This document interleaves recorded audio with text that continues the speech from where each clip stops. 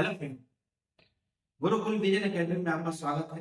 और चलिए, जो हम लोग का सीरीज चल रहा है जेपीएससी एसपीटी एक्ट 1949, उसको हम उसकी श्रृंखला को हम लोग आगे बढ़ाते हैं और हम लोग बेहतर तरीके से इसको समझने की कोशिश करते हैं। जैसा कि आप जानते हैं कि एसपीटी एक्ट से 6 क्वेश्चन मतलब बहुत बड़ा रूप हो जाता है। ठीक है, चलिए हम स्टार्ट करते हैं। और दूसरी बात, एक आवश्यक सूचना ये है कि हमारा जो संस्थान है वो जेपीएससी, झारखंड पुलिस, एसएससी या जितने भी कॉम्पिटिटिव एग्जामिनेशन है उसका बैच और साथ ही साथ टेस्ट सीरीज का आयोजन करवा रही है। तो आप सब आए, इसमें विजिट करें और एनरोल कराकर जल्दी आप टेस्ट दें। ठीक है, तो हर संडे, जैसा कि आने वाले संडे को भी हम लोग का जेपीएससी का टेस्ट है, झारखंड पुलिस का टेस्ट है, एसएससी जीडी का टेस्ट है। तो आप लोग आए, देखें और टेस्ट को जो ऑर्गेनाइज किया जा रहा है उसमें पार्टिसिपेट करें। तो चलिए हम लोग बिना समय गंवाए हम लोग स्टार्ट करते हैं, क्योंकि एग्जामिनेशन का समय बहुत कम है और पढ़ना बहुत ज्यादा है। तो चलिए हम लोग कोशिश करते हैं कि जितना जल्दी से ज्यादा से ज्यादा उसको कवर कर सकें।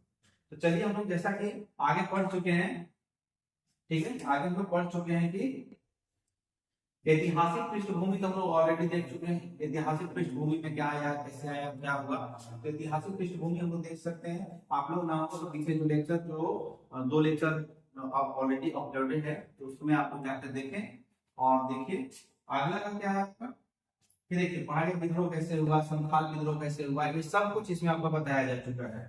तो हम लोग इसमें आगे चलते हैं। ठीक है, ये देखिए आपका यही यहाँ पर संथाल परगना है, जिससे साहेबगंज है, पाकुड़ है, दुमका, ठीक है, जामताड़ा, देवघर, आपका गोड्डा। ठीक है, ये आपका 6 जिला इसमें आपका संथाल परगना में आ जाता है। ठीक है, उसी तरह से हम लोग आगे देखते हैं। तो जंगल दरी के ट्राइब के नाम जाना गया, दामिनी को बोला गया, दामिनी को की स्थापना कैसे होती है, क्या होती है, वो सब बताया जा चुका है। ठीक है, इसमें जागीरदार जमींदार क्या होता है वो भी बताया, मूल निवासी पहाड़िया है। ठीक है, उसी तरीके से चलिए हम लोग आगे, जैसे को संथाल विद्रोह का कारण क्या रहा, कैसे रहा, क्यों रहा, सब बताया जा चुका है आपको। ठीक है, उसी तरीके से देखिए कि संथाल परगना का इतिहास स्टार्ट होता है आपको। संथाल परगना जो बिल रेगुलेशन आता है आपका 1855 में, उसके बाद में पहली बार आता है संथाल परगना सेटलमेंट रेगुलेशन 1872 आता है। अब क्या क्या आता है बताया जा चुका है, और साथ ही आपको पीडीएफ मिलेगा, पीडीएफ में देते हैं। ठीक है, अध्याय 1 में आप लोग जैसा बता चुका है, यहाँ पे आप कहीं 8 देखने को मिलेगा, लेकिन ये 9, आप 9 याद रखिए। कितने अध्याय, कितना है, 9 है। धाराएं कितनी है, 72 है। ठीक है, तो धारा 1 में आपको जैसे कि बोला गया, संथाल परगना पूरा संबंध अधिनियम 1949 कहलाएगा। ठीक है, कब से लागू हुआ, 1 नवंबर 1949 को लागू हुआ। संथाल समस्त संथाल परियोजना में लागू हो गया। कौन सा 6 जिला है देख लीजिए आप लोग।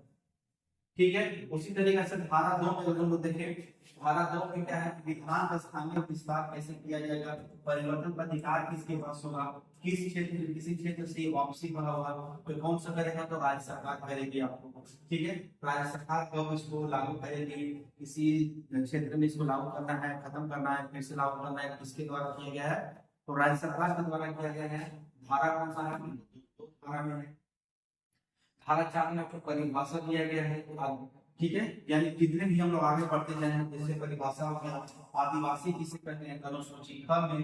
ठीक है, जो आदिवासी या अर्ध आदिवासी जनजाति जो इसमें इससे बिलोंग करते हैं, तो उसको हम लोग आदिवासी बोलते हैं। ठीक है, कृषि कार्य का तो जहाँ बगला साल चलता है, वहां पे प्रथम वैशाख के आरंभ से आपका साल का शुरुआत हो जाता है। उसी तरीके से हम लोग आगे देखें, फसली साल वैसा होता है, तो अश्विन से प्रारंभ होता है। फसली साल कब से स्टार्ट होता है, तो अश्विन से। कृषि का प्रयोजन होता है तो 5 वर्ष चलता है, जैसे कि संथालों में संथाल जनजाति जैसे सरहुल का पर्व आता है तो वहां से स्टार्ट होता है, कहीं आषाढ़ के प्रथम से स्टार्ट होता है। तो इस तरीके से जहाँ कृषि वर्ष चलता है वहां उस तरीके से स्टार्ट किया जाता है, चलाया जाता है। देखिए भूगत वन या भूगत क्या होता है, आपका लिखा हुआ है ऋण के रूप में है या आंशिक हित में है। तो जिस तरीका से आप मान के चलिए किसी को ऋण लेते हैं, देते हैं, तो वहाँ पे भूगत वन का यूज होता है। उसी तरीके से जोत क्या होता है, ठीक है, तो जोत होता है, जोत से तात्पर्य है कि भूखंड। ठीक है, भूखंड या इसको हटा दीजिएगा। ठीक है, भूखंड समूह से जो रैयत रैयत का होता है, रैयत क्या होता है, तो रैयत जो खेती करता है उसको हम रैयत बोलते हैं। ठीक है। रैयत या आपका सरकार बोले तो दोनों एक एक दूसरे का सिनोनिम्स की तरफ में यूज होता है, लेकिन थोड़ा बहुत इसमें डिफरेंस होता है। ठीक है। इसी तरीके से जमींदार कौन होता है, तो ग्राम प्रमुख का मतलब ये से युवा व्यक्ति जो लगान पाने का अधिकार है, आपका कौन हो जाएगा, आपका जमींदार। तो अगर अभी देखें तो जमींदार हम लोग का कौन है, तो झारखंड सरकार हो जाएगी, क्योंकि जो जमींदारी प्रथा का उन्मूलन हो चुका है। ठीक है, उन्मूलन हो चुका है। आगे हम लोग देखें कि गैर आदिवासी क्या है, जो वैसा जो अनुसूचित में शामिल नहीं है वो गैर आदिवासी होंगे। चलिए आप लोग बताइए कि संथाल परगना में देखें तो कितने जनजातियों को आदिवासी के रूप में जाना जाता है और गैर आदिवासी कितने। अगर दूसरी बात ये कि क्या मुंडा जनजाति को आदिवासी माना गया है कि नहीं, मुझे उसको आप कमेंट में बताएं। रैयत क्या होता है, तो देखिए जमींदार से कोई व्यक्ति जिसमें अपना पारिवारिक सदस्य यानी जो खेती बाड़ी करता है उसको बोलते हैं। लगान क्या होता है, तो केवल क्या अंदर ग्राम प्रमुख को या रैयत को जो टैक्स दिया जाता है उसको लगान बोलते हैं।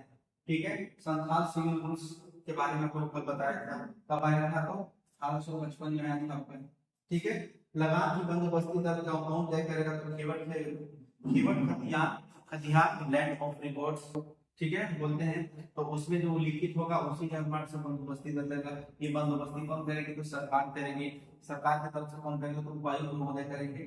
खाली जोत क्या होता है, तो प्रत्येक जोत या जोत जिसका बिना उत्तराधिकारी के छोड़ दो उसको खाली जोत कहते हैं। खाली जोत को बंदोबस्ती कौन कर सकता है, सरकार को ले सकती है। आगे हम लोग का रिवीजन का तौर पर देखें ग्राम समुदाय क्या होता है, तो देखिए जमाबंदी रैयतों के सभी व्यक्ति उनके, ठीक है, उनके हिस्सेदार या रिश्तेदार बोलिए, बच्चे बोलिए या उत्तराधिकारी बोलिए, ये सब क्या होते हैं, ग्राम समुदाय में आते हैं। ग्राम प्रमुख क्या होता है, तो ग्राम प्रमुख का पद ग्रहण करने के लिए आपका विधिवत नियुक्ति होता है। ठीक है। तो ये जो रखा होता है जिनकी परिभाषा जो दिया गया है वो धारा 4 में दिया गया है। ठीक है, धारा 4 में दिया गया है। देखिए अब अगर ग्राम प्रधान की नियुक्ति क्या होता है, तो इलेक्टेड सपोज कीजिए एक गांव है, ठीक है, इसका एक जमींदार, सॉरी इसका एक ग्राम प्रधान होना चाहिए। एक दूसरा गांव है उसका भी ग्राम प्रधान होना चाहिए। तो यहाँ पे आपका दोष देखने को मिलेगा, एक में ग्राम प्रधान है ही नहीं, अब एक में क्या है कि ग्राम प्रधान था लेकिन वो मर चुका है। ठीक है, लेकिन खाली हो चुका है सीट। तो ये 3 महीने के अंदर क्या होगा, तो वहाँ पे जमींदार जो वहाँ पे लैंडलॉर्ड होंगे वो उपायुक्त को बोलेंगे कि चलिए यहाँ पे खत्म हो चुका है जमींदार, सॉरी यहाँ ग्राम प्रधान खत्म हो चुका है और उस ग्राम प्रधान की नियुक्ति आप कर दीजिए। तो ग्राम प्रधान की नियुक्ति कौन करेगा, ग्राम प्रधान की नियुक्ति कौन करेंगे, तो उपायुक्त करेंगे। ठीक है, तो उपायुक्त करेंगे। यहाँ पे एक ग्राम प्रधान का नियुक्ति यहाँ पे होगा। यहाँ पे एक ऐसा ऐसा गांव है जहाँ पे क्या है कि आपका लैंडलॉर्ड नहीं है। ठीक है, लैंडलॉर्ड नहीं है, वहां पे क्या है आपका विलेज हेड भी नहीं है, यानी कि क्या है कि आपका जो मुखिया बोल सकते हैं या ग्राम सभा का ये होते हैं, ग्राम प्रधान होते हैं। तो न तो यहाँ पे ग्राम प्रधान भी नहीं है और लैंडलॉर्ड भी नहीं है, लैंडलॉर्ड भी नहीं है। तो जब ये नहीं है यानी गांव यहाँ पे खाली है, इसको हम लोग क्या बोलेंगे, खास ग्राम बोलेंगे, खास ग्राम बोलते हैं। ठीक है, खास ग्राम बोलते हैं, यानी यहाँ पे रैयत मूल रैयत भी नहीं हो, ग्राम प्रधान नहीं हो, ये सब नहीं है, तो खास बोलते हैं। अब इन दोनों की नियुक्ति कौन करेगा, तो उपायुक्त करेंगे। उपायुक्त कैसे करेंगे, तो हम लोग आगे उसमें लेक्चर में लिखा हुआ दिया हुआ है आपको। तो ग्राम प्रधान की नियुक्ति कैसे होगा, चलिए समझते हैं। ठीक है, किसी खास ग्राम के रैयत जमींदार आवेदन पत्र या ग्राम की जमाबंदी रैयतों में कम से कम 2/3 रैयत की सहमति से ग्राम प्रधान की नियुक्ति करेगा।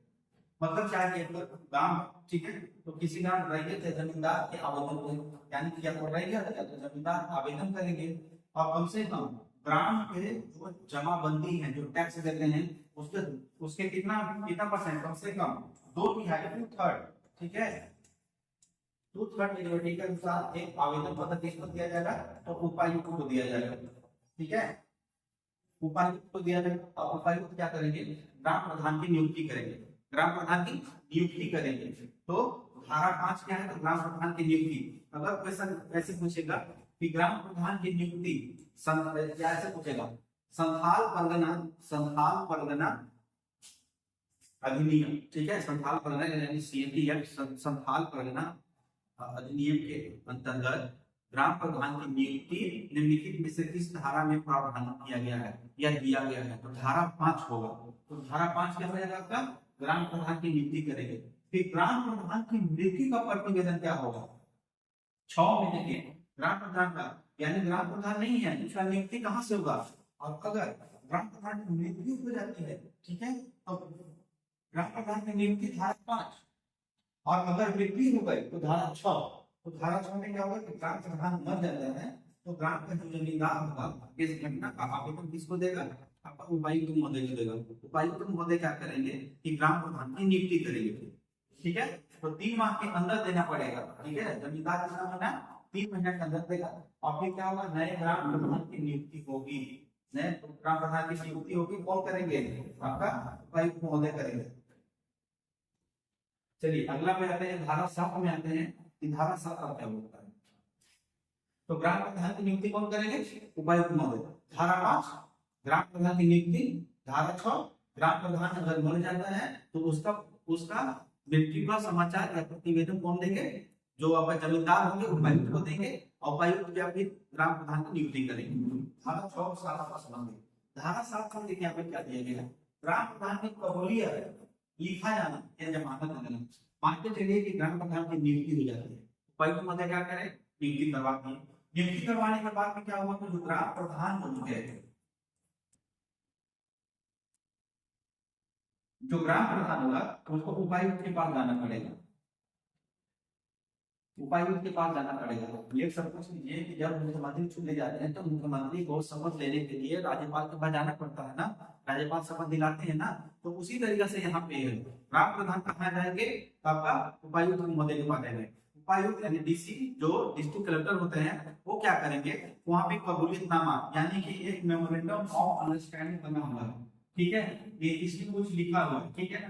पॉइंट 1 2 3 4 5 6 मतलब इधर कुछ लिखा है, हाँ। तो इसमें लिखा हुआ है इसमें ग्राम प्रधान कैसे चलाएंगे, क्या चलाएंगे, क्या टैक्स होगा, आपका अधिकार क्या होगा, ठीक है। तो राइट सुनो सब लिखा, वहीं पे जाएंगे और वहां पे साइन कर देंगे, ठीक है। तो ये कबूलियतनामा हो गया, ठीक है। क्या हो गया आपका? कबूलियतनामा होगा, ठीक है। तो यहाँ पे कबूलियत का लिखा गया। इसके बाद में क्या होगा? कुछ जमानत देना होगा, कुछ जमानत भरना होगा कि हाँ ठीक है हम ग्राम प्रधान बनते हैं, उसके एवज में हम जमानत के रूप में आपको ये प्रदान करते हैं, ठीक है, या शपथ देते हैं या कुछ भी देते हैं, तो हाँ यह चलाएंगे, ग्राम प्रधान के रूप में करेंगे, ठीक है। यहाँ से समझ गया, ठीक है। तो देखिए आपने यहाँ पर सब लिखा हुआ है, ठीक है। आप इसको अच्छा से पढ़ के इसको समझिए। देखिए नियुक्ति के पश्चात ग्राम प्रधान को एक पट्टा दिया जाएगा, ठीक है। नियुक्ति के बाद पट्टा दिया जाएगा, ठीक है। कबूलियत कबूलियत इतना होगा कि अपने पद का कार्य संपादन व राज्य सरकार द्वारा बनाए गए नियमों के अनुसार करेंगे, ठीक है, ठीक है। जैसे प्रधानमंत्री के रूप में शपथ लेता हूँ, मुख्यमंत्री के रूप में शपथ लेता हूँ, ठीक है। तो बस यहाँ पे वही, ठीक है। धारा के बारे में पढ़ते हैं अब, ठीक है। धारा 7 में है कि ग्राम देखिए, धारा 6 ग्राम प्रधान की नियुक्ति होगा। धारा 6 अगर ग्राम प्रधान मर जाता है तो उसके सूचना उपायुक्त महोदय को दिया जाएगा। कितने महीने के अंदर? तो 3 महीने के अंतर्गत कौन देगा? जमींदार देगा, जमींदार देगा, ठीक है। और नियुक्ति कब होगा? ग्राम प्रधान की कबूलियत दिखाया जाएगा किसमें? धारा 7 में। अब धारा 8 में देखते क्या होता है। देखिए इसमें लिखा हुआ है कि जमींदार द्वारा एक नियुक्ति प्रधान को जमाबंदी खेवट खतियान की प्रतियां दिया जाना, ठीक है। देखिए भाग 5 प्रधान की नियुक्ति हो गई। 6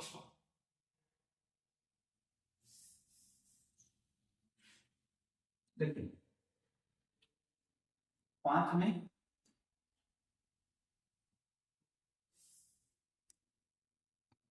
5 6 5 में क्या हुआ? प्रधान की नियुक्ति। 6 में प्रधान की अगर कोई मतलब तत्कालीन प्रधान है वो मर जाता है तो उसका प्रतिवेदन जाएगा। फिर भी क्या करेंगे? तो उपायुक्त उसका चुनाव करेंगे।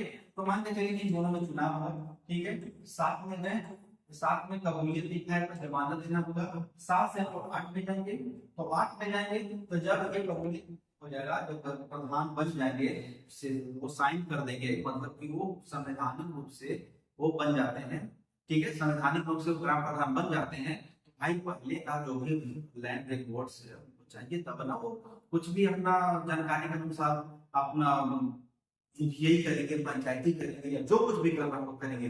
ठीक है, तो 8 में क्या होगा कि उनको जितना भी देखिए जमाबंदी और केवल प्रतियां होगी, ठीक है, जितना कुछ भी होगा वो दे दिया जाएगा। धारा 8 के अंदर कौन देगा? तो जमींदार देंगे। ठीक है, जो वहां का जमींदार होगा, लैंड जो लैंडलॉर्ड होगा वो देगा।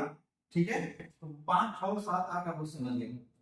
देखिए नियुक्ति के तिथि से 3 महीने के, ठीक है, तो जमाबंदी केवल प्रतियां प्राप्तियां कितना दिए जाना चाहिए? 3 महीने के अंदर ये बात कहता है कि जमींदार यहाँ प्रतियां देगा। किसको देगा? ग्राम प्रधान को देगा। किसने? धारा 8 के अकॉर्डिंग देगा। किसने? धारा 8 के अकॉर्डिंग। ठीक है, ग्राम प्रधान को जमाबंदी केवल प्रतियां देगा। ठीक है, 5 में ग्राम प्रधान की नियुक्ति, 6 में अगर बन जाता है तो उसका सूचना दिया जाएगा आपको। मृत्यु के प्रतिवेदन किसने देगा? सूचना किसको देगा? उपायुक्त को देगा। अगर हुआ 6 में प्रतिवेदन देगा, फिर ग्राम प्रधान की नियुक्ति होगी। तो 7 में धारा 7 में कबूलियत लिखाएगा, जमानत दिया जाएगा।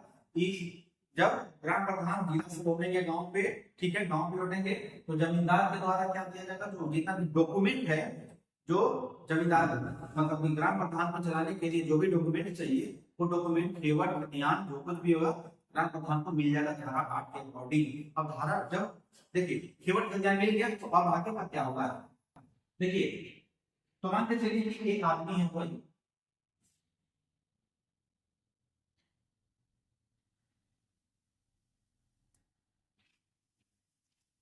देखिए अब ग्राम प्रधान किसी प्रकार के पदार्पण का अधिकार नहीं होगा। ठीक है, नहीं होगा मतलब कि जमींदार के द्वारा मिल गया, नियुक्त हो गए, जमींदारी से मिल गया, केवल प्रतियां मिल गया। तो एक कोई आदमी है, ठीक है, तो ये 8 तक हम समझ चुके हैं। 9 में क्या है कि ये आदमी है, अगर उसका कोई बेटा भी है या कोई भी रिश्तेदार हो, गांव का आदमी हो या कोई भी हो, तो अब क्या हुआ कि ये चलाने में समर्थ हो जाते हैं या कोई भी समस्या इस तरीका से आ जाता है, तो समस्याएं जब आ जाएंगी तो वो जब चलाने का समर्थ हो गया या वो चलाना नहीं चाह रहा है, कुछ भी होगा, तो ये चाहेगा कि चलो मेरे बदले में काम तुम करो। ये चाहेगा कि मेरे बदले में काम भी करेगा, यानी कि क्या करेगा? अपना पद का हस्तांतरण कर रहा है। ठीक है, ट्रांसफर कर रहा है, अपना जो राइट्स है उसको क्या कर रहा है? ट्रांसफर कर रहा है। ठीक है, ट्रांसफर कर सकता है तो बोलना है कि धारा संथाल बोलना मतलब एसपीटी एक्ट 1949 बोलती है कि आप नहीं कर सकते हैं। क्या कर सकते हैं? आप नहीं कर सकते, अपना पद का अंतरण नहीं कर सकते हैं। वही बोल रहा है ग्राम प्रधान किसी प्रकार के पदांतरण अधिकार नहीं कर सकता है। ठीक है, क्या आपका नहीं कर सकता है? नहीं कर सकता है। ठीक है, तो हम लोग देखिए धारा 10 क्या होता है? किसी जमीन का मूल रहित जो समझा जाना। ठीक है, इसको समझते हैं हम लोग। देखिए किसी जमीन का मूल रहित जो समझा जाना, मतलब कि कोई जमीन है उसका मूल रहित जो कब समझा जाएगा, कैसे समझा जाएगा?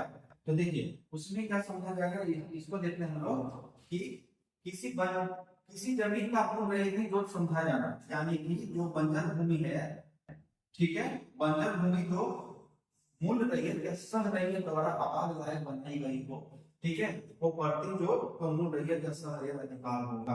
मतलब मान के चलिए कि कोई आदमी एक जमीन, ठीक है, ये जमीन मान लीजिए बंजर है, कोई एक आदमी है वो अब इसको पानी देकर मतलब वहां पे शोधन लगाकर पेड़ पौधा लगाकर उसको उपजाऊ बना देता है। अब कोई जाके बोलता है कि नहीं ये तुम्हारा जमीन, ये मेरा जमीन है। ठीक है, या वहां का जो मूल रैयत है या फिर मान के चलिए जमींदार है या कोई भी है, तो बोलता कि नहीं मेरा है, आपको यहाँ से जाना पड़ेगा। तो उपायुक्त बोलेंगे नहीं ये नहीं जाएगा। क्यों नहीं जाएगा? क्योंकि ये बंजर भूमि था, अब इसको वो अपना भोग के लायक बनाएगा। जब लायक बनाएगा तो क्या होगा? वहां से वो नहीं जाए, उसको नहीं जाने देगा। तो अब ये वोल्टेज होता है नॉट ट्रांसफरेबल होता है, ट्रांसफर नहीं कर सकते हैं। आगे का क्या है आपका? ग्राम प्रधान की पुरस्कार निधि। ग्राम प्रधान की पुरस्कार निधि के बारे में ये बताया गया है आपको कि मान के चलिए कि एक जमींदार है, ये जमींदार है, तो कोई भी रहिए तथा रहे तो लगान या कोई भी जुर्माना लगाया जाता है, तो उससे जो पैसे आते हैं, जब वो पैसा आएगा तो एक निधि, ठीक है, क्या है आपका एक निधि, इसमें क्या होगा, जमा होते जाएगा।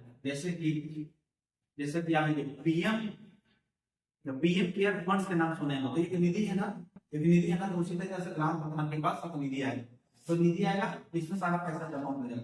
लेकिन ये पैसा तभी खर्च होगा जब उपायुक्त बोलेंगे, तो इसको खर्च करने का राइट किसके पास है, उपायुक्त के पास होगा। जब उपायुक्त बोलेंगे, ठीक है, तभी ये खर्च होगा, किस पे, तो उपायुक्त द्वारा नियम बनाया जाएगा उससे, ठीक है। तो अब देखिए हम लोग अध्याय 3 में आते हैं, तो देखिए अध्याय 1 में क्या होगा, 1 से 4 तक हो गया, अध्याय 2 में कितना हो गया, 5 से 11 हो गया, फंडामेंटल राइट आप जानते होंगे, तो फंडामेंटल राइट भी आर्टिकल 1 2 3 4 पार्ट 1 में है, आर्टिकल 5 से लेकर नागरिकता है, तो आर्टिकल 5 से लेकर 11 तक आपको मिलेगा। तो उसी तरीके से हम देखेंगे। अब आर्टिकल 3 में भाग अध्याय 2 में देखते हैं, यहाँ पे आपको 12 से लेकर आपको 26 तक देखने को मिलेगा। कहाँ पर 12 से लेकर 26 तक देखने को मिलेगा, इसमें 26 तक देखने को मिलेगा, ठीक है। उसी तरीके से रैयतों के वर्ग के बारे में हम लोग देखते हैं कि निवासी जमाबंदी धारा 12 में देखते हैं, तो धारा 12 में क्या लिखा हुआ आपका, धारा 12 में क्या है, लिखे रैयतों के वर्ग के बारे में, निवास जमाबंदी रैयत, यानी निवास जमाबंदी रैयत किसको बोलते हैं, ये अभी लिखित जमाबंदी रैयत में तो गांव में रहते हैं, क्या जिनका पारिवारिक आवास निम्नलिखित गांव में है, यानी कि अभी लिखित जमाबंदी, यानी लिखित है और जमाबंदी है, वो टैक्स देता है, वो सब कुछ करता है, ठीक है ना। जो वैसा कोई है तो क्या कर रहा है आपका, कि किसी गांव में रहता है, ठीक है, या उसका परिवार उस गांव में रहता है, ठीक है। तो आपका हो गया निवासी जमाबंदी, यानी वहां पे निवास करता है। गैर निवासी जमाबंदी यानी कि उस गांव में, मतलब गैर निवासी जमाबंदी यानी वो निवास नहीं करता है। मान के चलिए कि ए और बी, ठीक है, गांव है, तो एक आदमी यहाँ पे निवास करता है, मान के चलिए कि किशन यहाँ निवास करता है, तो ये क्या हो गया, निवासी जमाबंदी हो गया। और यहाँ पे एक और आदमी है, मान के चलिए कि राम है, ठीक है, वो यहाँ पे नहीं रहता, वो बी गांव में रहता है, तो राम, लेकिन वो यहीं पे खेती बाड़ी करता है या कुछ भी करता है, तो वो गैर निवासी जमाबंदी रैयत हो गया। अब नया रैयत मतलब कि कोई दूसरा आके यहाँ पे कुछ जब रैयती का काम करता है, रैयत क्या होता है, डेफिनेशन वो पढ़ चुके वहां देखे, तो वो हो गया, यानी कि निवासी हो गया, गैर निवासी हो गया एक, और एक नया रैयत हो गया। तो 3 यहाँ पे डेफिनेशन दिया गया है रैयतों के वर्ग का, ठीक है। आगे हम लोग देखते हैं धारा 3 क्या बोलता है, रैयतों के भूमि, धारा 13 क्या बोलता है आपका, रैयतों की भूमि उपयोग संबंधी अधिकार, रैयत अपना भूमि का उपयोग कैसे करेंगे, तो मान के चलिए अध्याय 3 है ना, वो सिर्फ और सिर्फ उसमें भूमि का उपयोग पे ही, मतलब मान के चलिए कोई भी किसान हो, रैयत हो या काश्तकार हो, तो वो क्या करेगा, जमीन का जो उपभोग करेगा ना, उसमें कुछ न कुछ तो काम करेगा, तो उसी के बारे में बताया गया है अध्याय 3 में।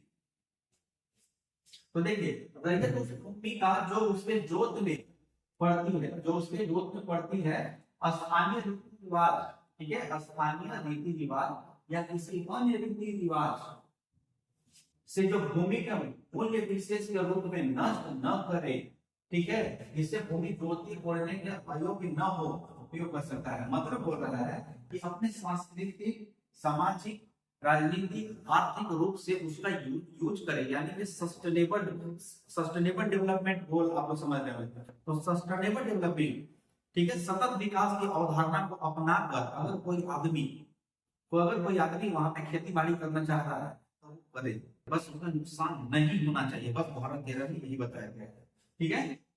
तो इसमें अगर मतलब स्टेटमेंट वाइज अगर बनाते तो यहाँ पे यही देखना है, क्या करना है, जोत में पड़ती है, किसी आदमी का जोत पड़ती है, उसमें क्या कर सकता है, स्थानीय रीति रिवाज से खेती करेगा, अन्य रीति रिवाज से खेती करेगा, विशेष रूप से भूमि नष्ट नहीं होना चाहिए, जोतनी पड़ने का काम करेगा, तो वही रैयत संबंधी सरकार होता है, बस इसीलिए। रैयतों को बेदखल नहीं किया जा सकता है, रैयतों को बेदखल नहीं किया जा सकता। कैसे नहीं?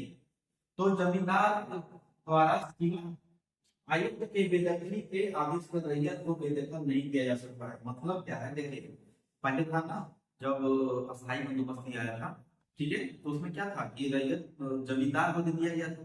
तो जमींदार क्या करते थे, सरकार तो जमींदार से टैक्स खरीदती थी, ले लेती थी। और जमींदार क्या करते थे कि जब कोई किसान होता था वो टैक्स नहीं दे पाता था, ठीक है, अस्थायी बंदोबस्ती के अंतर्गत जब टैक्स नहीं दे पाता था तो किसान क्या करता, किसान को हटा देता था और किसी दूसरा जो रैयत को दे देता था, ठीक है। तो दूसरा रैयत को दे देने के पीछे क्या था कि हमको ज्यादा से ज्यादा टैक्स मिले, ठीक है। तो वहां पे किसानों में विद्रोह होता था, किसान विद्रोह कर देते थे। तो इस संथाल परगना जब एक्ट आया तो इसमें ये प्रावधान किया गया कि जमींदार नहीं करेगा, जमींदार किसी रैयत को बेदखल नहीं करेगा। बेदखली का काम क्या होगा, जमींदार एक लिखित आवेदन किसको देगा, उपायुक्त को देगा। उपायुक्त अपने निर्णय लेंगे कि उस रैयत को हटाना है या नहीं हटाना है। तो बस यही दिया हुआ है, रैयतों को बेदखल नहीं किया जाएगा, जमींदार नहीं करेगा, ठीक है, कौन करेंगे, आयुक्त करेंगे, वो भी नियम कानून से करेंगे। धारा 15 क्या दिया हुआ है कि ईंट और कपड़े, ईंटा हो या कपड़ा बनाने के संबंध में रैयत का अधिकार। देखिए कोई भी रैयत, ठीक है, कोई भी रैयत मान लीजिए एक रैयत है तो क्या करेगा कि जो खेत है, मान लीजिए खेत का एक ईंट टुकड़ा है, तो इसमें इतना वो क्या कर रहा है कि उसमें ईंटा बना है और कपड़ा बना है, इसमें ईंटा बनाता है और इसमें कपड़ा बनाता है, ठीक है। तो ईंटा और कपड़ा जब बनाना चाहेगा तो उसके संबंध में क्या बताया जाता है कि किसी व्यक्ति को अपने परिवार से घरेलू अथवा कृषि संबंधी प्रयोजनों के लिए अपने जोत में बिना किसी अधिकार शुल्क या अन्य कपड़ा बना सकता है। बिना अधिकार शुल्क का मतलब कि कोई भी रैयत है वो अपना जमीन में, मान लीजिए वो इसका घर है तो घर बनाना चाहता है तो घर में ईंट तो लगेगा ना, तो घर में ईंट लगेगा तो घर में ईंट, ठीक है, तो ईंट बनाएगा उसको, ठीक है।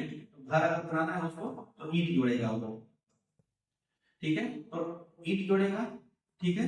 उसके बाद में क्या होगा, कपड़ा चढ़ाएगा, ठीक है। तो अपना निजी उपयोग के लिए अगर कोई ईंटा बनाता है या कपड़ा बनाता है तो क्या होगा, यहाँ पे ईंटा बनाएगा या कपड़ा बनाएगा तो क्या होगा, वो कर सकता है, उसका राइट है उसके पास, रैयत के पास। तो धारा 15 क्या होगा, ईंटा या कपड़ा को बनाना है तो धारा 15 रैयत बेदखल नहीं किया जाएगा। धारा 14 रैयतों के भूमि का उपयोग संबंधी अधिकार किसमें, धारा 13,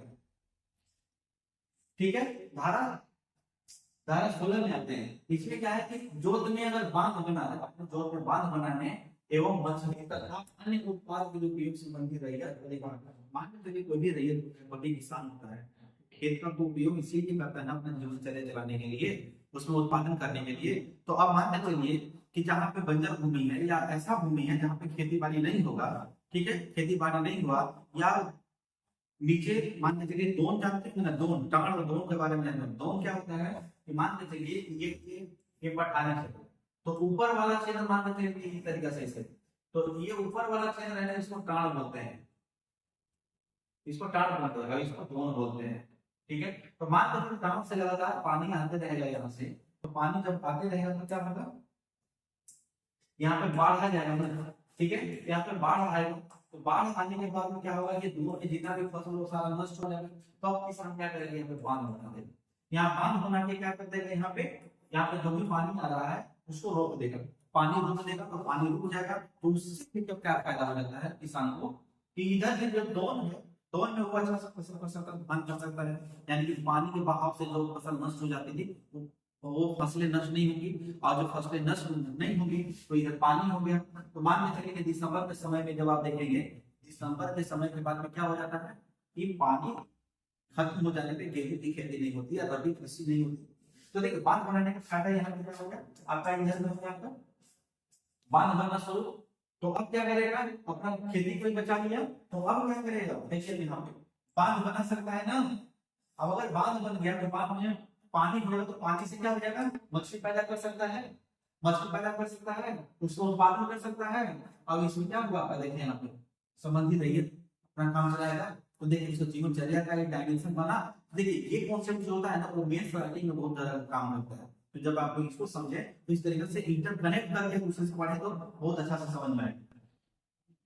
देखिए वही रहेगा, जमींदार की अनुमति के बिना निजी जोत पर बंदोबस्त में भूमि में बांध बना सकता है, आहर बना सकता है, आहर को समझ ही रहेंगे, तालाब बना सकता है, कुआं बना सकता है, और जलाशय स्रोतों का निर्माण होता है। यानी पानी से पानी को रोकने के लिए या पानी से रिलेटेड कोई भी खेती बाड़ी करने के लिए या उपभोग करने के लिए क्या अपना रैयत उसका उपयोग कर सकता है। वो कहाँ दिया गया है आपका, धारा 16 में, धारा 16 में। ईंट और खपड़ा बनाना है तो धारा 15 में, ठीक है, ईंट और खपड़ा बनाना है तो धारा 15 में, जलाशय से रिलेटेड कोई भी आ जाए धारा 16, धारा 16।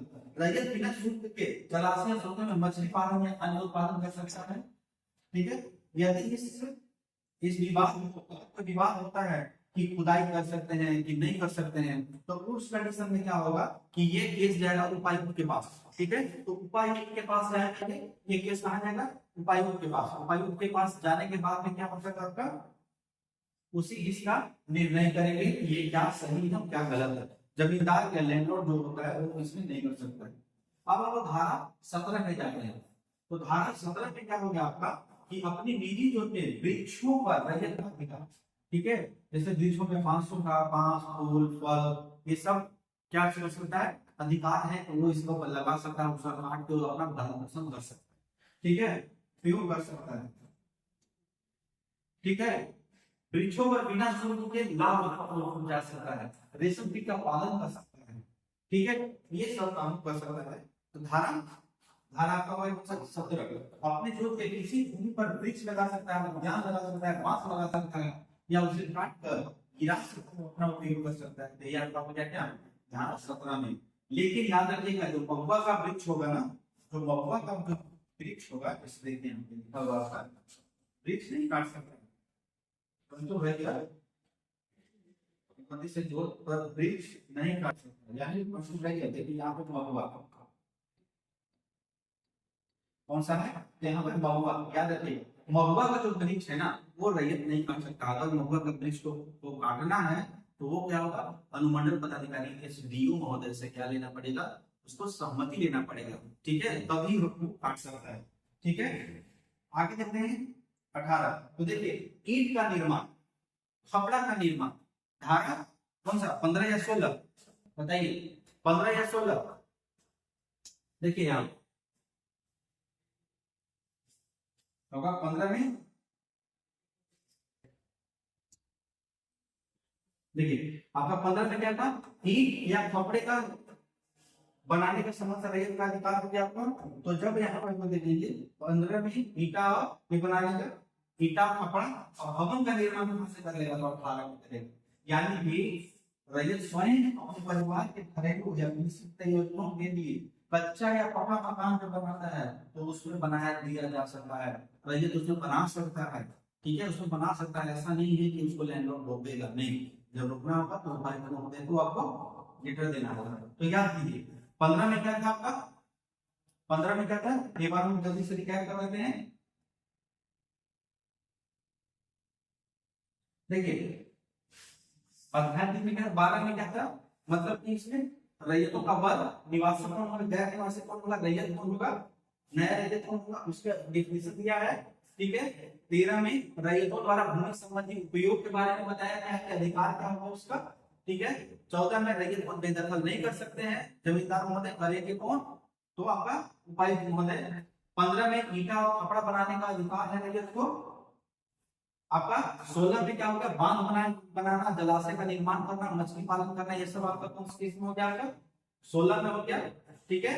वृक्ष लगाना काटना उसका उपभोग करना 17 में हो गया, और भवन का निर्माण करना होगा तो कहाँ पे हम लोग आएंगे, 18 में आएंगे, ठीक है, 18 में आएंगे भवन संबंधी निर्माण, ठीक है। आपका देखिए जोत का विभाजन या लगान का वितरण कैसे होगा, ठीक है। तो देखिए धारा 19 में क्या है, तो जोत का विभाजन जमा करना, मान चलिए कि पूरा जोत है तो इसका विभाजन कैसे होगा इसके बारे में बताया है। तो इसमें देखिए हम लोग क्या देखते हैं, यहाँ पे जमींदार तथा ग्राम प्रमुख की रैयत की सहमति से होगा, ठीक है ना। तो जोत का विभाजन एक तरफ जमींदार रहेंगे, ग्राम प्रमुख आएंगे, रैयत आएंगे, और कभी जाके मेन के क्या होगा आपका कि किसी भी खेत का जो जोत है उसका विभाजन होगा, अकेले जमींदार महोदय चाहेंगे नहीं कर दे तो नहीं होगा, ठीक है। देखिए जो आज जो स्पीडी एक्ट में पढ़ रहे हैं ना, ये उस समय के कॉन्सेप्ट को लेकर बनाया गया था। उस समय के कॉन्सेप्ट को लेकर बनाया गया था क्योंकि उस समय जमींदारी प्रथा थी, लेकिन हम जमींदारी प्रथा है नहीं। तो इसी को लेकर क्या होता है 2016 में तो आपका एसपीटी और सीएनटी एक्ट उसमें संशोधन किया जाता है। उसका भी बहुत ज्यादा विरोध होता था, जो लोग आगे देखेंगे तो उसमें पढ़ेंगे होंगे। ठीक है, तो देखिए उस समय क्या था, ये जो हम पढ़ रहे हैं ना उस समय का कॉन्टेक्स्ट, यानी कि 1947 में जब देश आजाद हुआ था उस समय का ये कॉन्सेप्ट था। तो 1949 में ये एक्ट बना था। इसमें क्या है, जमींदार या ग्राम प्रबंधन रैयत की सहमति से होगा। कोई व्यक्ति लगान के वितरण हेतु उपायुक्त को आवेदन पत्र दे सकता है। लगान के वितरण हेतु क्या कर सकता है, उपायुक्त को आवेदन पत्र दे सकता है। उपायुक्त को किसी कार्यवाही के किसी पक्ष को खर्चा दिलाने का अधिकार होगा। ठीक है ना, उपायुक्त को किसी कार्यवाही के किसी पक्ष के खर्चा दिलाने का अधिकार होगा। क्या खर्चा दिलाने का अधिकार होगा? कौन करेंगे? आयुक्त कौन दिलाएंगे? खर्चा दिलाएंगे। मान के चलिए किसी चीज का हक जा रहा हो, उसमें खर्चा कौन दिलाएंगे? उपायुक्त को देंगे। यदि जोत के किसी भी भाग की लगान 3 रुपए से कम होगा तो किसी भी स्थिति में ऐसी नोट का विभाजन नहीं होगा। मान के चलिए जो सलीना जो रसीद कटता है ना, तो रसीद अगर 3 रुपए से कम का होगा तो उसका जोत का विभाजन नहीं होगा। ठीक है, वो विभाजन नहीं होगा।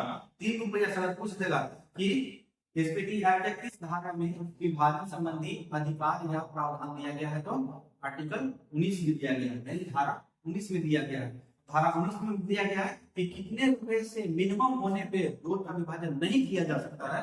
1 रुपया, 2 रुपया, 3 रुपया, 5 रुपया, जो भी होता है 3 रुपए याद रखिएगा। यदि सरकारी जो समय ग्राम प्रबंधन का हिस्सा ग्राम लगान के लिए अपर्याप्त जमानत हो तो किसी भी स्थिति में जमानत के रूप में शपथ ली गई ग्राम प्रबंधन की निजी जोत का खंडीकरण न होगा। ठीक है, सरकारी जोत समेत ग्राम प्रबंधन का जो भी जमीन है उसका खंडीकरण नहीं होगा। बस इतना याद रखिए कि उसका अपर्याप्त जमानत हो तो उसका क्या होगा? खंडीकरण नहीं होगा। धारा 20 में क्या आपका दिया है? रैयत के अधिकार का हस्तांतरण। रैयत के अधिकार का हस्तांतरण, ठीक है, 20 और 21 जो होता है बहुत इंपॉर्टेंट है, यहाँ से क्वेश्चन बनने का चांसेस हो जाते हैं। ठीक है ना, तो अच्छा सर देखिए हस्तांतरण तब तक मान्य नहीं होगा जब तक हस्तांतरण का अधिकार केवल प्रतिहान में उल्लिखित नहीं हो। इसका मतलब आप समझ सकते हैं कि रैयती जमीन है ना, रैयती जमीन होता है किसान का अपना होता है, पूर्वज से उसको मिला हुआ रहता है, खिवट खतियान उसका दर्ज होता है। और गैर मंजूर जो सरकार का होता है, किसी भी किसान का या रैयत का उस पर हक नहीं होता है। ठीक है, उसको हड़प कर रखे या किसी तरीके से रखे तो वो बात नहीं, लेकिन उसको जब बेचने जाएगा तो उसका बिक्री नहीं होता है, उसका हस्तांतरण नहीं होता है। तो वही बोल रहा है कि जब तक खिवट खतियान में उसका दर्ज नहीं है तब तक ये नहीं होगा। आगे क्या है कि किसी अनुमंडल के रैयती भूमि का पट्टा उपायुक्त की पूर्व अनुमति से 1 वर्ष के लिए किया जा सकता है। ठीक है, अनुमंडल का रैयती भूमि का पट्टा उपायुक्त की सम्मति से कितने वर्ष के लिए? 1 वर्ष के लिए किया जा सकता है। उसी तरीके से संथाल विधान के तहत दर्ज रैयत द्वारा वाहन पुत्री, ठीक है, तो दान दिया जा सकता है। तो वहां पर उपायुक्त की पूर्व लिखित अनुमति, यानी कि आप बहन को दान दे सकते हैं, अपनी पुत्री को दे सकते हैं। ठीक है, तो पुत्री को देना होगा तो किससे? उपायुक्त महोदय से आपको लेना पड़ेगा, सर्टिफिकेट लेना पड़ेगा, उसमें हस्तांतरण लेना पड़ेगा। अब आदिवासी रैयत उपायुक्त की पूर्व लिखित अनुमति से अपनी भूमि के क्षेत्रफल का हिस्सा विधवा मां को दे सकता है, या मृत्यु के बाद निर्वाह है तो अपनी स्त्री को दे सकता है, स्त्री को दे सकता है। देखिए खास ग्राम होता है या वैसा जहाँ पे रैयत का मतलब आने वाले वंशज नहीं हो, तो जैसे कल आपको बताया गया था उसका जमीन जो क्या होता है वो सरकार ले लेती है। ठीक है ना, तो उस कंडीशन में जब रैयत क्या होता है कि जब रैयत तो उस कंडीशन में जब मरने वाला होता है, बीमार की स्थिति में होता है, लगता है कि मेरा जीवन नहीं चलेगा, तो वो जोत का किसके? अपनी माँ को, या आप जो उसकी बीवी है जो आगे विधवा हो जाएगी तो उसके नाम से हस्तांतरण कर देगा। ठीक है, उसको उसके नाम पे कर देगा, लेकिन कब करेगा? उपायुक्त महोदय की सहमति से। ठीक है, आदिवासियों का जो जमीन होता है ना, तो सिर्फ और सिर्फ आदिवासी रैयत को ही हस्तांतरित किया जा सकता है। तो ये भी है, ठीक है, ठीक है, इसको हस्तांतरित कर सकते हैं, गैर आदिवासी को नहीं। यानी सिर्फ आदिवासी का जमीन है तो आदिवासी को ही हस्तांतरित कर सकते हैं, गैर आदिवासी को नहीं। उसी तरीके से आदिवासी रैयत अपने जोत या उसके किसी भाग को गर्दी जमाई या घर जमाई, ठीक है, गर्दी जमाई या घर जमाई, यानी समझ में ना घर जमाई कौन होता है, यानी कि ऐसा मतलब कि दुल्हा बोल सकते हैं, दुल्हा याद है, ठीक है, बेंचिया वाली याद कीजिए, जब आप एसएससी पढ़े में बेंचिया रखिया, ठीक है। तो इसमें क्या होता है कि मतलब एक आदमी है, उसकी पुत्री है, और जब पुत्री है तो वो शादी करेगा, उसका बेटा नहीं, तो अब क्या चाहेगा कि मेरा जो सेवा सत्कार है कौन करे, मेरा दामाद करे, दामाद को अपने घर ही रख लेगा, तो जब अपने घर में रख लेगा तो उसको जमाई बोल, ठीक है, ठीक है, आपको घर जमाई नहीं बनना है ना, किसी को बनने देना, ठीक है, ऐसा नहीं, सब कोई अपना, ठीक है, बॉयज हो गर्ल्स हो कोई भी हो, बस अपना पढ़ो, अपना नौकरी लो, ये बस रहो, ठीक है। तो आपका इसमें क्या होगा, गलती जमाई या घर जमाई के नाम कर सकता है, ऐसा अधिकार तभी बेचा जा सकता है जब हस्तांतरण रैयत अधिकार केवल खतियान में लिखित हो, पता है, केवल खतियान में लिखित हो तभी किया जा सकता है।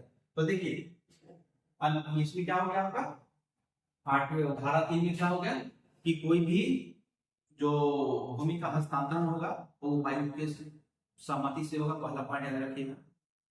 दूसरा, वो अपनी बेटी या अपने बहन को हस्तांतरित कर सकता है, अपनी विधवा मां या अपनी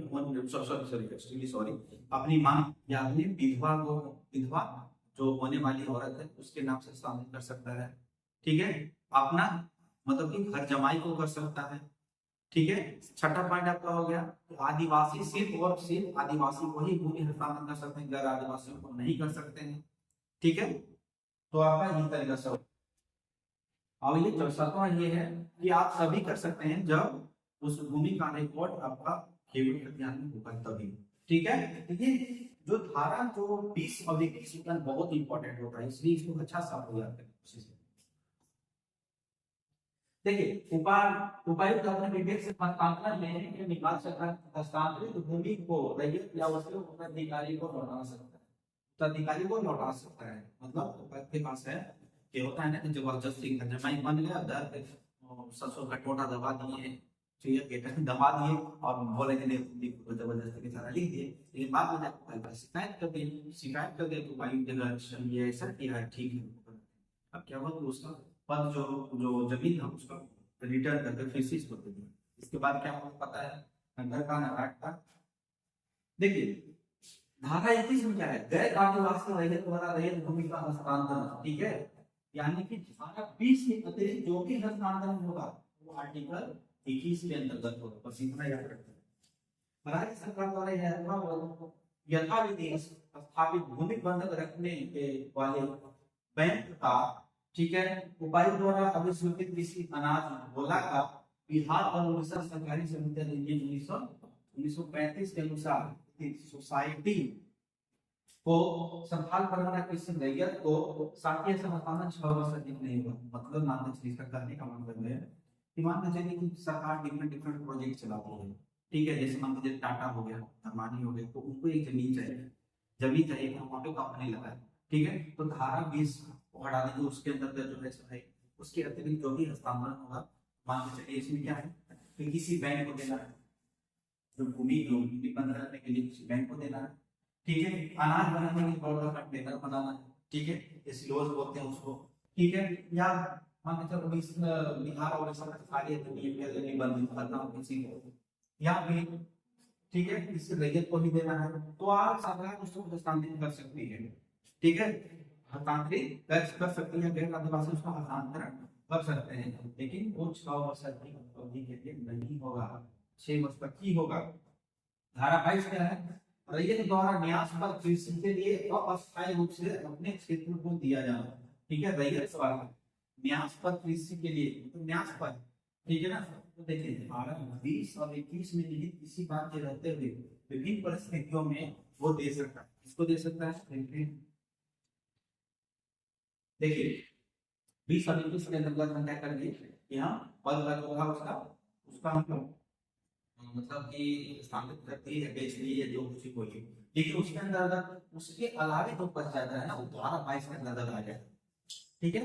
जैसे गांव में रैयत की अस्थायी स्थिति हो, उसकी बीमारी या शारीरिक अक्षमता हो, उसके नियंत्रण से बाहर किन्हीं कारणों से बल वैदिक क्षति हो जाती हो, रैयतों के नाबालिग या विधवा होने की दशा में, रैयत के गांव की अस्थायी अनुपस्थिति या गैर दैनिक क्षति की दिशा में, ठीक है। तो ये 10 वर्ष की अवधि के बाद लोन को छोड़ दिया जाए। 10 वर्ष के बाद क्षति, मान लो कोई जमीन है, इसका कोई यूज नहीं हो रहा है, तो 10 साल तक कोई यूज ही नहीं हुआ, तो क्या करेगा सरकार? सरकार क्या करेगी? उसको ले लेगी ना, उसको लेकर उसका यूज करेगी ना। तो बस वही बताया गया, धारा 22 में बताया गया। देखिए, रैयती भूमि का बदलायन विनियम कैसे कर सकते हैं? तो अपनी भूमि को बदलने की इच्छा रखने वाला कोई भी उपायुक्त को आवेदन दे सकता है। मतलब मान के चलिए कि आप कोई काम कर रहे हैं, रैयत है या कुछ भी है, तो मान लो लैंडलॉर्ड के अलावा तो आप कुछ कर नहीं सकते हैं। मान के चलिए कि किसी का जमीन है, आप रैयत है, मतलब सरकारी जमीन है, तो आप रैयत ही है ना। तो रैयत है तो मान के चलिए कि आपका किसी कृषि कर रहे हैं, लेकिन उसमें आपको क्या ईंटा भट्ठा लगाना है, तो ईंटा भट्ठा लगाना है तो उसका तो संबंधी लेंगे ना। यानी कि जो कृषि भूमि है उसको आप व्यापारिक भूमि में बदल रहे हैं, तो इसका संबंधी किससे लेना होगा? आपका उपायुक्त से लेना है। तो बस भारत देश वही बताता है इसमें, ठीक है। बदली भूमि के सापेक्ष रैयत है। बदली जाने वाली भूमि एक ही गांव या आसपास के गांव में होना है, ठीक है। ये सवाल पढ़ लीजिएगा, ठीक है। यह गुप्त बिक्री द्वारा नहीं किया जा रहा है, बल्कि पक्षों के पारस्परिक सुविधा के अनुसार किया जा सकता है, ठीक है। बदली जाने वाली भूमि का समान मूल्य की है, ठीक है। मान लीजिए ए जमीन है, बी जमीन है, ठीक है। अगर इसका भी अदला बदली करना है तो क्या होना चाहिए? इस समान मूल्य होना चाहिए। इसका अगर वैल्यू 100 रुपया है, इसका भी वैल्यू कितना होगा? 100 रुपया होना चाहिए। तो यही आपको ये बताना, ठीक है। धारा 24 में रैयतों के कतिपय हस्तांतरण का निबंधन, जब हस्तांतरण होगा तो उसका निबंधन तो होना चाहिए ना। कैसे ही किसी को दे दीजिएगा, पता चला कि आज बदल दिए, ठीक है। अभान होता है तो मान के चलिए कि एक ये जमीन है, एक बी जमीन है। इन दोनों में क्या है आपका? इसमें क्या है आपका? इसमें कुछ खेती हो रहा है, इसमें धान हो रहा है, इसमें धान नहीं हो रहा। तो यहाँ पे तो आपको एक्सचेंज कर लिए, लेकिन निबंधन नहीं हुआ, निबंधन नहीं हुआ, आगे नहीं सोना नहीं बदला, तो क्या हो? जमीन तो बदल दे नहीं, तो मेरा कीमत खजाने मेरे नाम से है, तो आपको देना पड़ जाएगा, देना पड़ जाएगा, तो क्या हो सकता है? इसका निबंधन होना चाहिए ना। तो वही आपका धारा आपका 24 में दिया। जैसे इस अधिनियम के अंतर्गत कोई रैयत अधिकार अपने प्रावधानों के अनुसार अपनी जोत या उसका कोई अंश बिक्री, दान, उपहार, विनिमय, वसीयतनामा के अनुसार कर सकता है, ठीक है। ऐसी भूमि की लगान का 2%, इसको याद रखना है, कितना? 2%,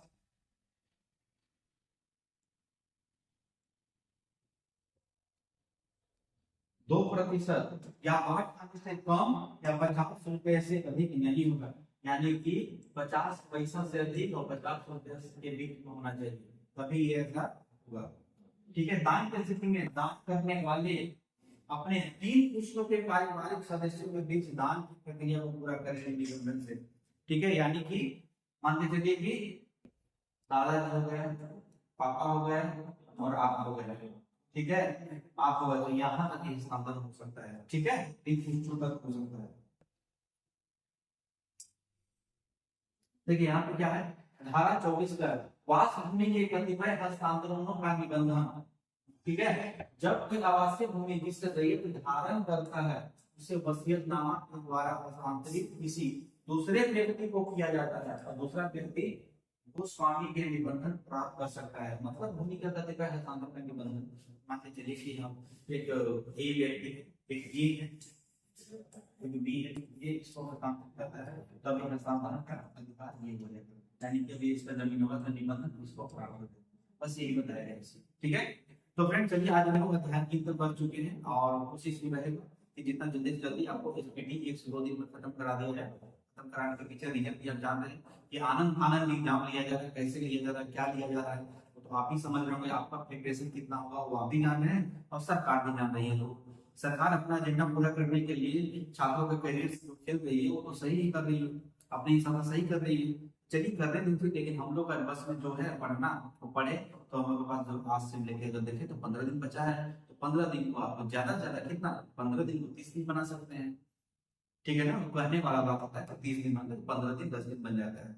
इसीलिए आप लोग जितना ज्यादा से ज्यादा हो सके इसको पढ़ाई कीजिए, और हमारे संस्थान से की ओर से बस यही कोशिश रहेगी कि इतनी कम समय में ज्यादा से ज्यादा कुछ करवाने की कोशिश किया जाएगा जो कि आपके एग्जाम में कहीं ना कहीं महत्वपूर्ण भूमिका निभा सके। इसके बाद हम लोग मेंस का एक अच्छा प्रोग्राम चलाएंगे। ठीक है, तो चलिए आप लोग तैयार करिए, अपना सिलेक्शन तैयार कीजिए। चलिए ऑल द बेस्ट, आगे के लिए फिर हम लोग मिलते हैं नेक्स्ट सेशन। ठीक है।